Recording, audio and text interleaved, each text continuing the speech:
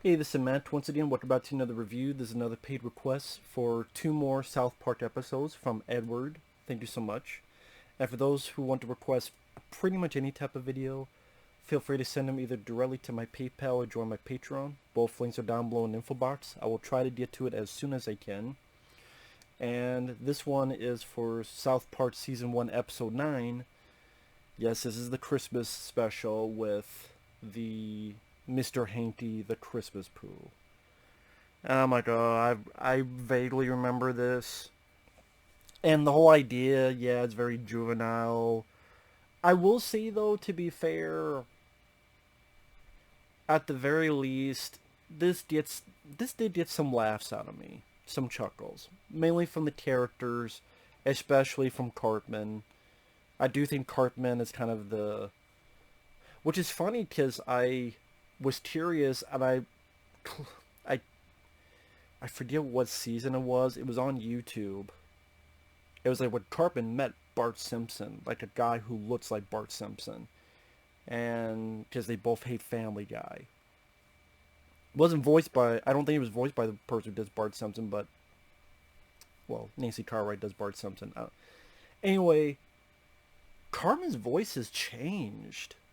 I'm like, holy shit, that is not the same voice as I hear here, and I don't think that doesn't sound good in my opinion. Am I alone in that? If you listen to Cartman nowadays, obviously because so many years have gone by, but he does not sound the same. He sounds to me a lot worse.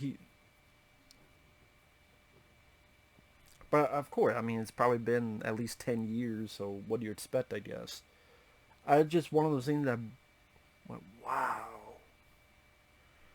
So even later on, one of the few joys I get out of this, because I'm not a big South Park guy, but again, this episode I had some chuckles out of, mainly for Cartman, the way the voice is done. Even later on, I wouldn't even enjoy that. Wow.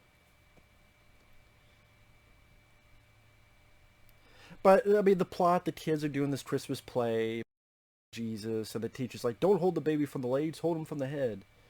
And I like the aspect of everyone keeps getting offended, and so because everyone's offended by everything, by the time they do the play at the end, it's such a boring piece of shit play.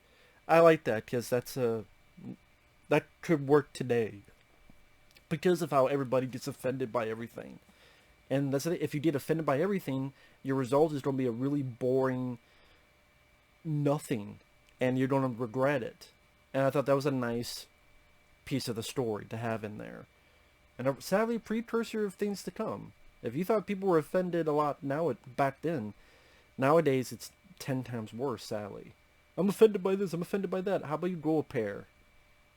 Grow a pair of balls. I'm a lady. Well, you know what? There's some ladies that have balls too, so grow a pair of them. There's some ladies who have balls in their purse, and it's their husbands. So ask them. But anyway, the Kyle, who is Jewish, he tells a story about Mr. Hanky, the Christmas Pooh. Of course, no one believes him. And it's a Christmas special, so there are certain songs like him going, "I'm a Jew, a lonely Jew on Christmas." I will say with the South Park guys, they can come up with some catchy jingles. That's one of the reasons why I did like the South Park movie, is that they come up with songs that have a catchy tune to them, catchy note. And I did not realize that Cartman does this thing about Kyle's mom, the song. I thought it was done for the movie, because they redo it for the movie, but no, it was first done here. Where it's like, Kyle's mom's a big fat bitch, the biggest bitch in the whole wide world. Kyle's mom's a bitch, she's a stupid, dirty bitch. And it's vulgar, it's immature, it's juvenile, but again, the Cartman voice, the way that's done, I don't know how else to say it. Sometimes when you get the right voice, it's kind of like Homer Simpson. Homer Simpson's that right voice, that right tone, that a lot of stuff he says, at least for me, comes off as funny. Same with your Cartman. And you wouldn't get that certain voice that tickles you, whether in the taint or whatever. A lot of stuff they say that just comes off as either chuckle worthy or hilarious.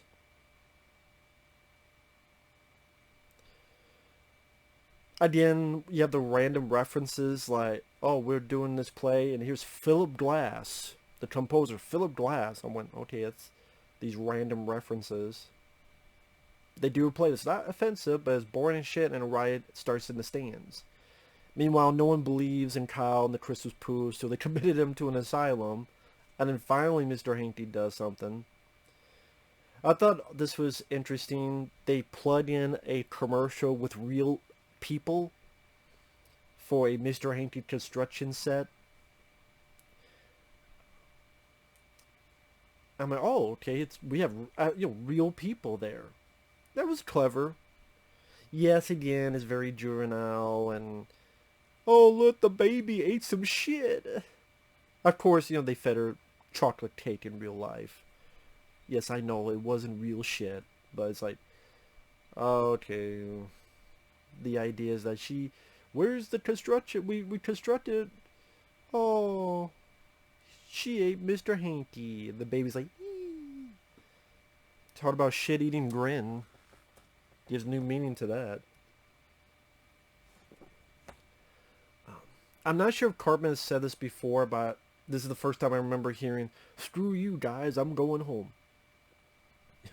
Talk to Pooh is where I draw the line. I did like that line. And also, surprisingly enough, Kenny survives. And it says, the end, and Kenny's like, yay! And I thought, okay, they're going to ruin it. And they didn't. I thought, okay, that was rather clever. Like the Christmas episode, Kenny survives, keeps people on their toes.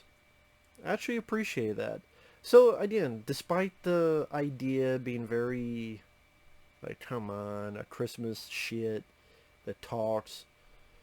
But the voice they gave it, Heidi-ho!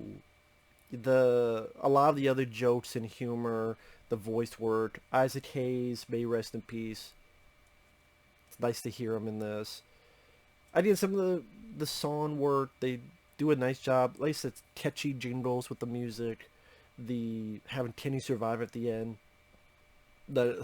As vulgar as it is, it's still kind of a catchy song. Yo, Kyle's mom's a big fat bitch. I keep thinking of the South Park movie where they put in the word fucking. She's a fucking bitch. Sometimes, yes, the simple juvenile things I can enjoy if they're done the right way. And the right way, that's subjective. That's opinion. So yeah, overall, I did not mind this episode for what it was. So that's funny. The Halloween and the Halloween and Christmas specials are probably so far of the ones I've seen, I think the two best ones in my opinion. I'm like, just keep doing these specials.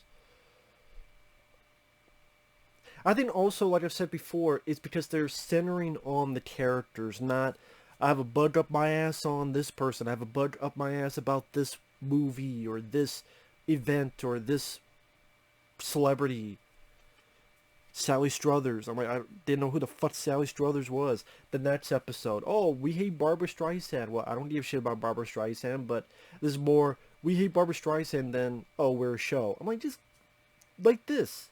It's a goofy, weird idea, but you centered it, other than the random Philip Glass reference, you center it on your story, you center it on your characters, you center it on your plot line, as vulgar and goofy as it is. Oh, I hate Voltaire Dante's Pete, so I'm going to make an episode of that. Oh, I hate Barbara Streisand. I'm like, just don't worry about it. And again, in this episode, I'm like, which I'll do that separately. But this one I did like. So, with that said, thanks for watching. We'll see you guys later. Bye-bye.